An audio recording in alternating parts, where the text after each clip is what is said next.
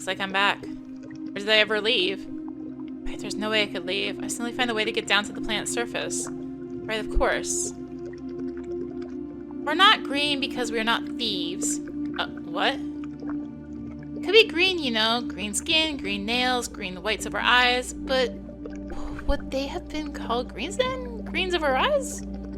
Possibly green teeth as well. Wait. I'll get that down in the logbook. Maybe that's what they designed us to be. We're no thieves. Where the heck is the logbook? So we don't steal green teeth. Not teeth. We don't steal chloroplast from our symbionts. You remember kleptoplasty? Sure. Could have been taking chloroplast from our symbionts for our cells and using them in our bodies. Direct photosynthesis and we get all the profit. Sounds good. Except we're no thieves. Maybe it's because we care about our symbionts so much, or maybe because they're not so eager to part with their assets.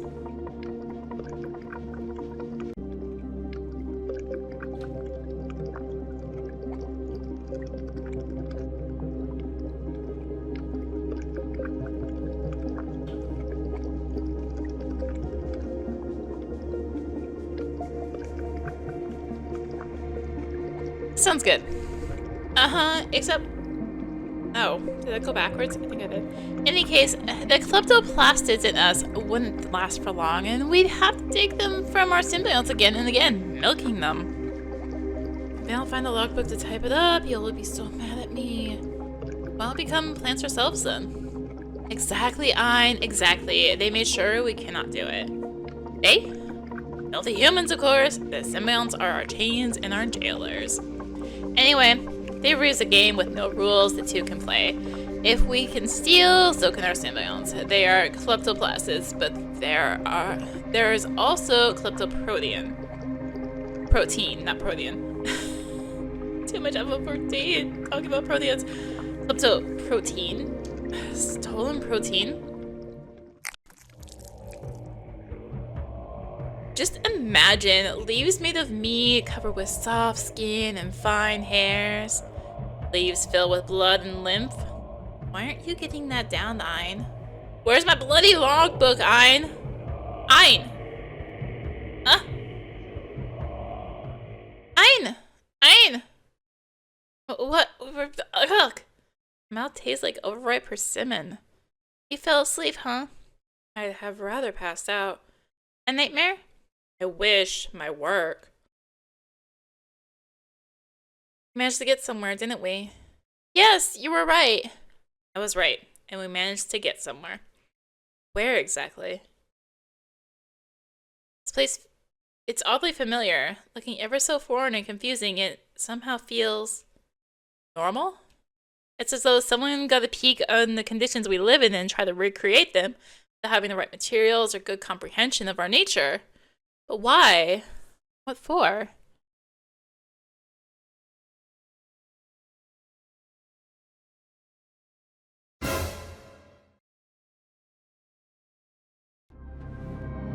At last, you're here. What? Who's there? Not so loud. Not so loud, please. What?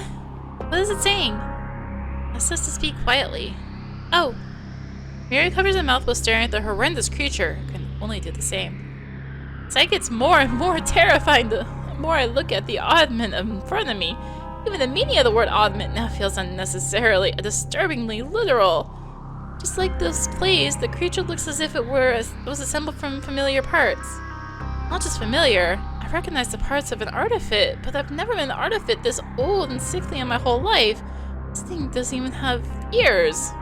Yes, it does. They clearly ran out of parts when they were building it, but that didn't bother the unknown engineers, so they just replaced the missing parts with Metnalian machinery. Can we consider them a good race when they created something like this? There's clearly ears right there. I've forgotten how to speak.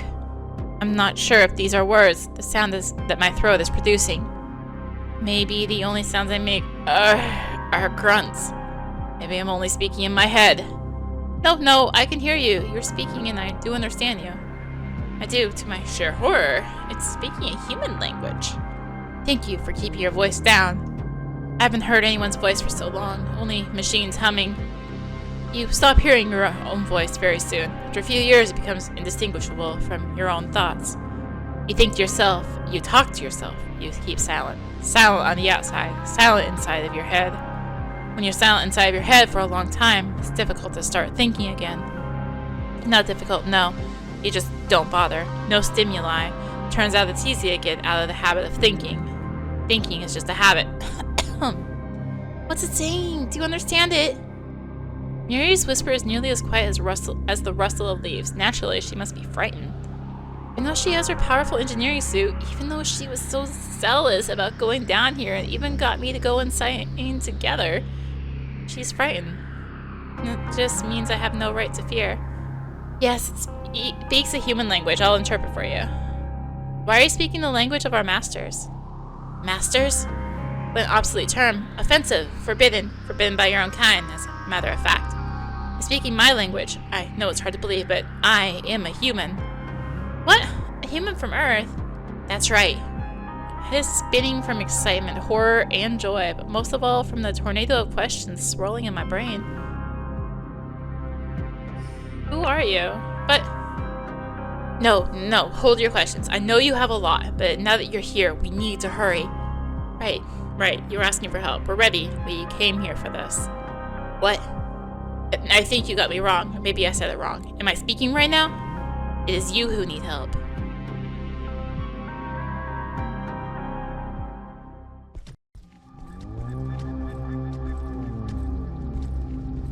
It's so hard to form words.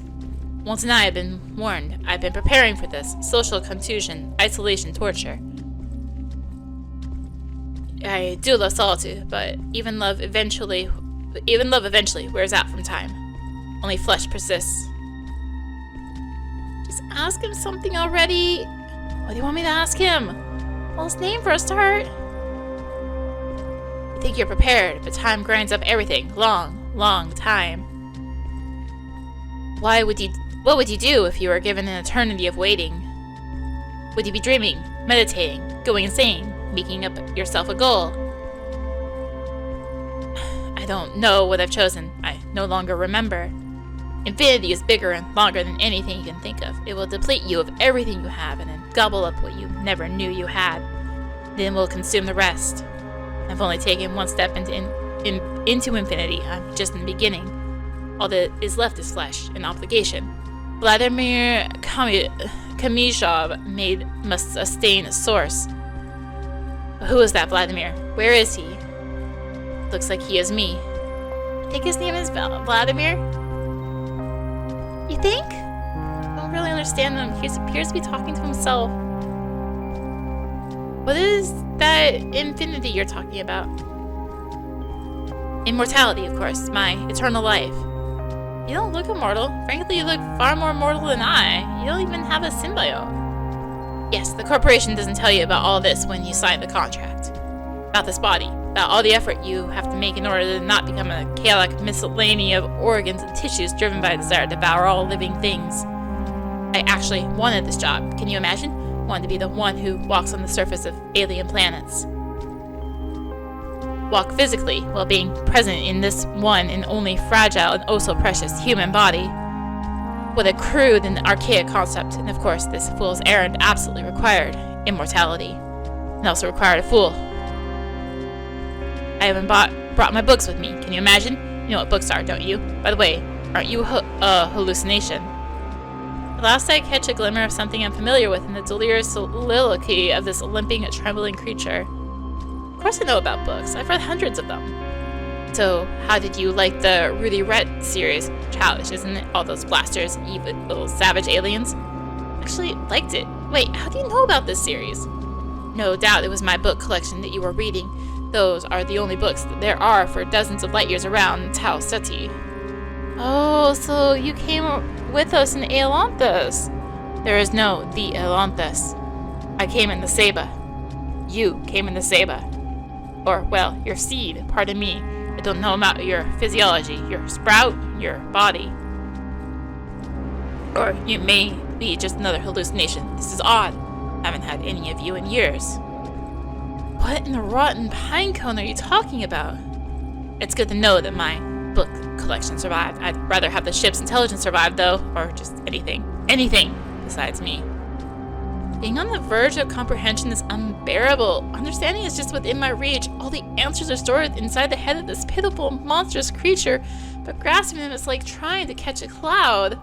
No, not creature. This is a human. I finally met one of my creators. However, I'm struggling to find the reverence in my heart for this.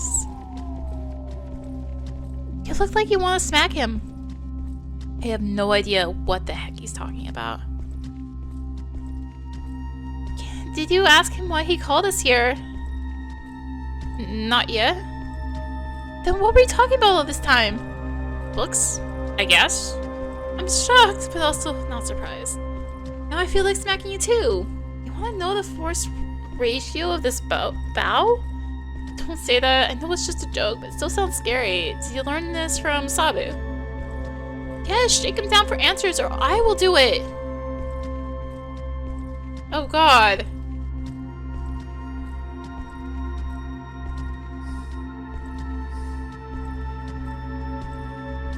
Oh, okay, excellent. Forward. A crazy hodgepodge of questions is boiling inside my head. I think I may have steam coming out my ears. Stop tormenting my stupid brain. Just pick one. One that is most important.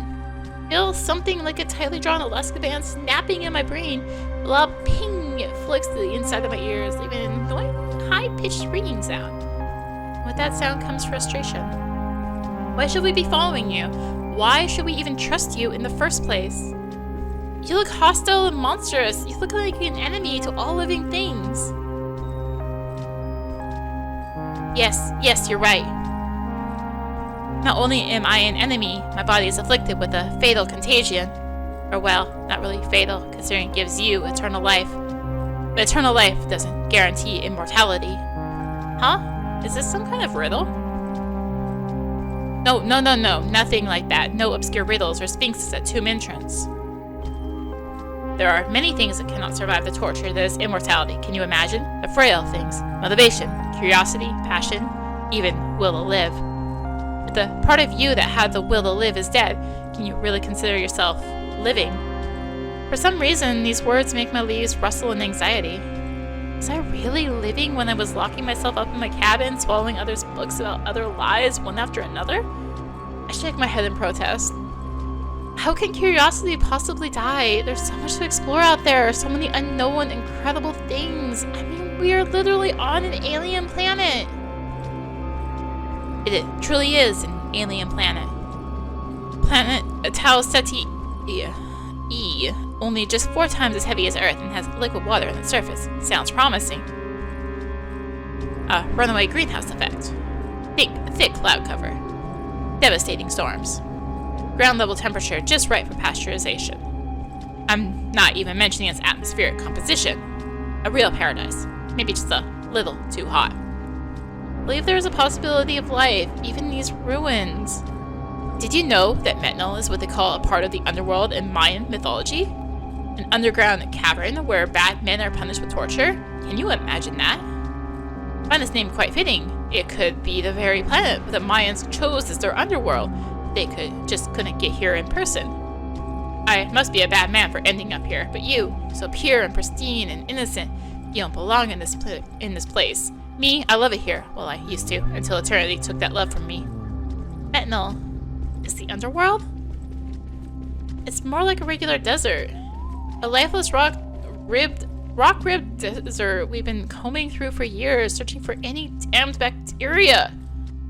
Can't help grinding my teeth when I think of all the fruitless research efforts I've been making in the lab. So much time and energy spent in vain. The name of this planet alone became enough to infuriate me. I bet Yoli would get along great with this Vladimir. Yes, a desert, vast and most probably sterile. Deserted. You have no idea how good it felt to finally come here after the crampedness back at home on Earth. There's nothing worse than being crammed into a conglomeration of immortal beings, compressed and merged into one, sharing your head, your body, with someone else. Not metaphorically, physically. Can you imagine? There was a time when I dreamed of finding life on other planets, now only dream of nothingness. I just keep saying this word. I dreamed. I dream. The words and thoughts pass through my head, leaving no trace behind. Amorphous, undefined. My memories are still there, but I no longer recognize them. Pale and withered recollections. They are here with me, but it feels like they are gone. Even the world around me is dim, faded, and dim and faded, like I'm looking through a dusty glass bottle. Why am I still moving? I am being driven by my obligation. Vladimir Kolyshev must sustain source. That phrase again, like some kind of a ritual, a prayer learned by heart. What source? Obligation to who? To all of you. Us? Artifacts? But just how can a master be obliged to their slaves?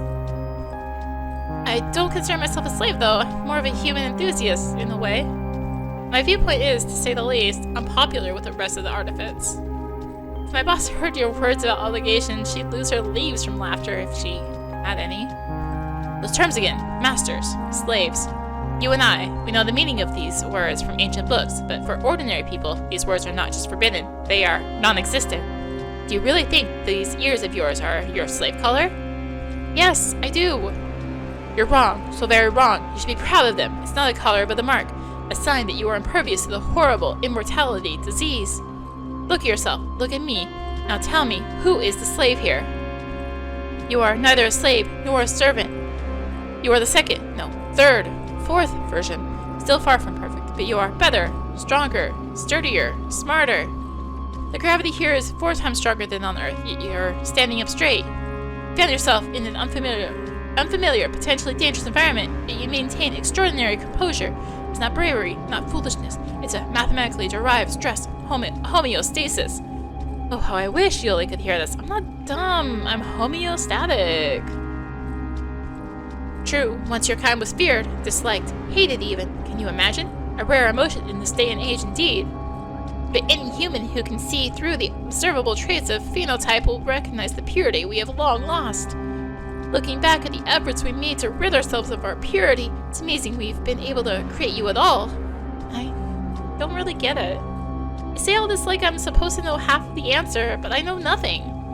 Yes, well, I'm not used to talking to anyone other than myself anymore, and I myself know the whole answer. And well, I am still not entirely sure you're real. Explaining everything to another hallucination all over again. Too tiresome. You'll understand everything very soon. We're almost there. Back in the day, you never even had to walk, but the gravitational lenses are out of order now. There's not much left of the good old Ceiba. She was broken in two and scattered across miles in the atmosphere. What a loss. What a loss. I think your friend is trying to tell you something.